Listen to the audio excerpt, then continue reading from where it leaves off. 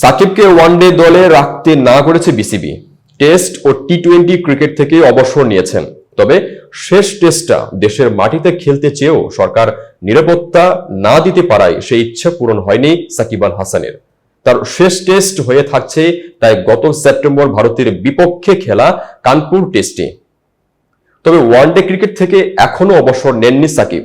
তার ইচ্ছা এ সংস্করণের ক্রিকেটটা চালিয়ে যাবেন আসন্ন চ্যাম্পিয়ন্স ট্রফি পর্যন্ত। কিন্তু সেই সুযোগ কি পাবেন বাংলাদেশের সর্বকালের সেরা ক্রিকেটার? সম্ভাবনা ক্রমেই কমে আসছে, কারণ চ্যাম্পিয়ন্স ট্রফির আগে বাংলাদেশ যে একটি মাত্র ওয়ানডে সিরিজ খেলবে ওয়েস্ট ইন্ডিজের বিপক্ষে, সেই 3 ওয়ানডে সিরিজেই তাকে ছাড়া দল ঘোষণা করতে যাচ্ছে বাংলাদেশ ক্রিকেট বোর্ড।